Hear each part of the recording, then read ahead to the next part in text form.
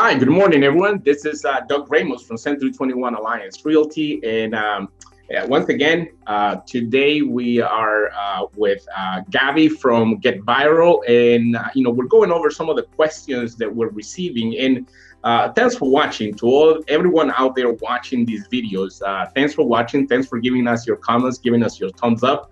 And if you have any other topics that you want to talk to, please make sure that you put it on our Facebook or on our YouTube channel, and we will address it. But today we're going to be talking about something that we have been asked the question of: is it important to track your leads? So, is it important? Yes, it is. From the very beginning, from the very first moment that you get into real estate, you should start learning how to track. If you want to build a business that is going to be a business that you can scale, a business that it can predict, you need to start tracking all of your leads. You need to know where they're coming from, so that when you start investing more money into those channels to market yourself or to generate more leads and scale your business, so you know where to effectively put the money into those areas. So is it important to track your leads? You bet. It's very important. You should do that from the very beginning that you start on this career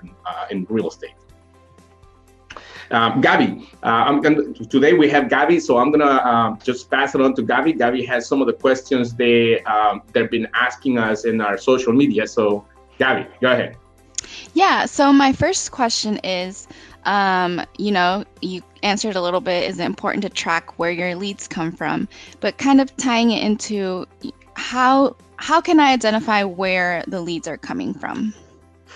That's very simple, because if you're just starting on this business, Gaby, basically you're either going to receive, you're going to receive the leads from, different pillars, which is you either doing some type of floor, which most offices don't do that anymore, but your office is giving you leads that are coming from your signs.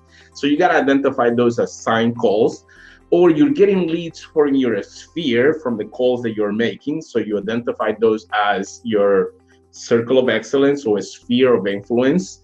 Or you're getting leads from a door knocking campaign, or if you're going after expirers. So you have to start tracking them like that. This was a sign call. This was a lead that came from a door knocking campaign. This is a lead that came from from a for sale by owner campaign that I'm doing, or this is a lead that came from from my sphere of influence, the people that I know and I have in a database, and I am constantly touching them. At least once a quarter you should be touching those people, depending on how big your database. But you can identify them that way, so that you know where they're coming from, so that in the future you can decide, okay, where am I going to invest more time in it? The one that is producing the better results for you. That's what you're going to do.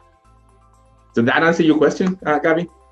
Yeah, that kind of ties into my next one. So how can I better track my leads, or what are some of your suggestions that can help me track them? Well, if you're new in a business and your office, which most offices nowadays are using a CRM, and I think in one of our previous discussions we talked about what a CRM is, which is customer relationship management.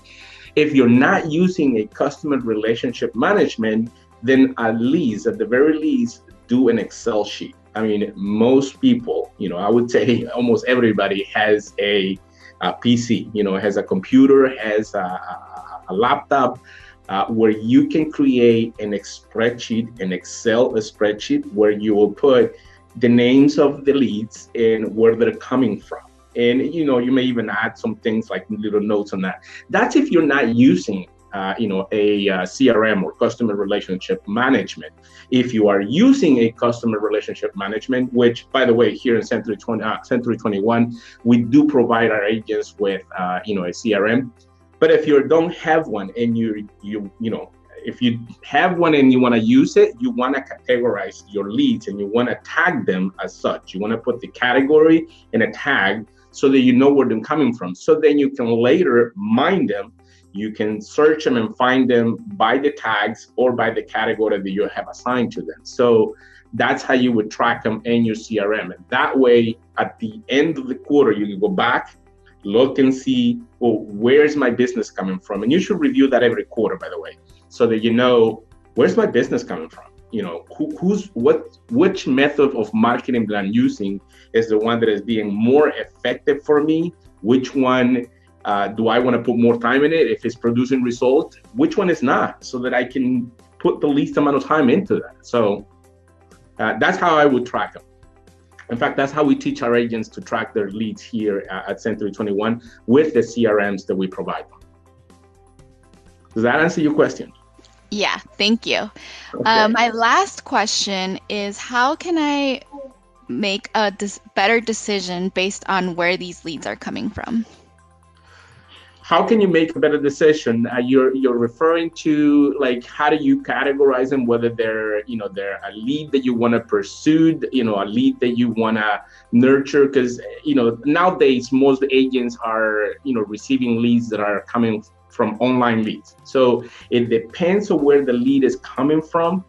If you're getting Facebook leads, for example, they're a lot further. They take a little longer to take action and go out and buy the property. So then you want to be able to have three buckets: the ones that are hot, the ones that are ready to go out and do something in the next 30 to 60 days or 90 days. They're going to go out there and purchase a home. And then you have the ones that you're going to go from 90 to 6 months. And then you're going to have the ones that are longer, 6 months or longer. They're just kind of starting to the process. And one thing that I want to point out is that, nowadays where agents are receiving a lot more online leads, you need to learn how to categorize those leads. We always had these in our industry.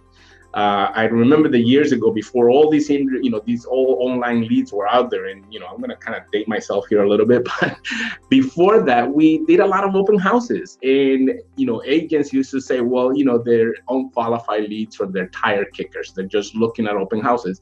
They were not. They were serious buyers. They just were not ready at that moment. They had just started the process, and that's what the real estate agents have to understand, that online leads are. So then you need to categorize and create those buckets that I mentioned. You want to have a bucket that has the leads that are ready to act in the next 90 days. You have a bucket that has the leads that are going to take 90 days and longer, maybe up to 6 months. And then you want to have a bucket where you put the ones that are longer period of time, 6 months to a year, some of them even longer than a year.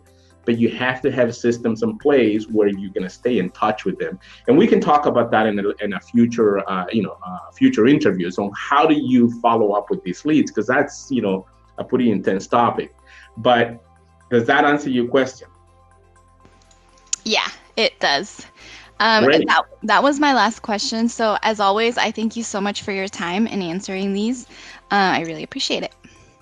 Oh, well, thank you very much. Thank you for being part of these interviews and, helping us out here with the questions that our viewers and, are putting on our social media. And once again, if you're watching our videos, if you're watching our interviews, I'd like to thank you for watching. Give us a thumbs up, like our Facebook, and go visit us on our Instagram page.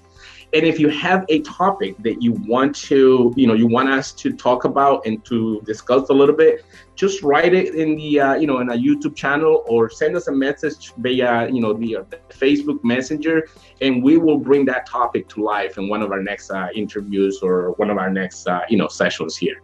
Once again, thank you. I want to thank Gaby from Get Viral for being here. So this is Century 21, where we're passionate about your success.